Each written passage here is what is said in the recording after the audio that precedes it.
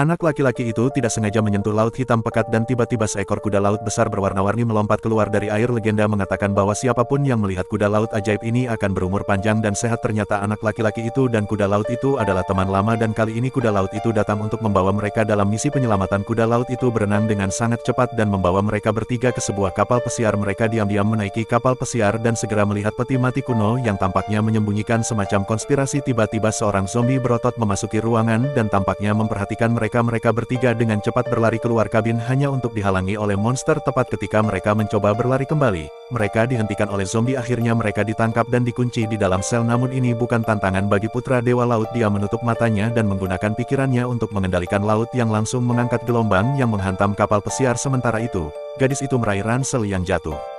Putra Laut menggunakan selotip untuk melilitkan jeruji penjara dan yang mengejutkan mereka, jeruji itu terbuka sehingga mereka bisa melarikan diri. Ketiganya berlari ke geladak hanya untuk berlari langsung ke musuh. Pertarungan sengit tidak dapat dihindari.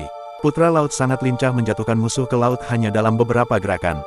Tetapi ketika lebih banyak musuh datang, Putra Laut memutuskan untuk mengulur waktu bagi teman-temannya untuk mencuri sekoci.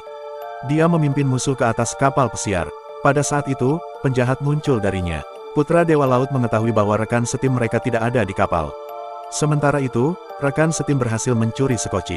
Namun, ketika bocah itu memasang mesin itu terlepas dari tangannya dan jatuh ke laut. Pada saat itu, musuh membidiknya.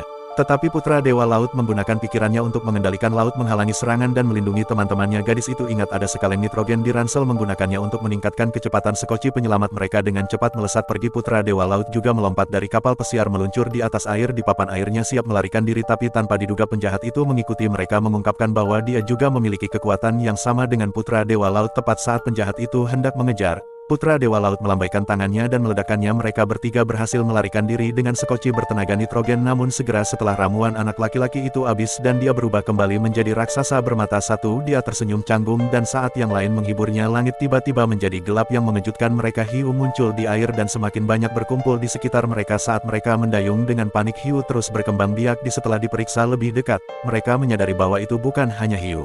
Itu adalah pusaran air besar dengan tepi bergerigi tajam di bagian atas.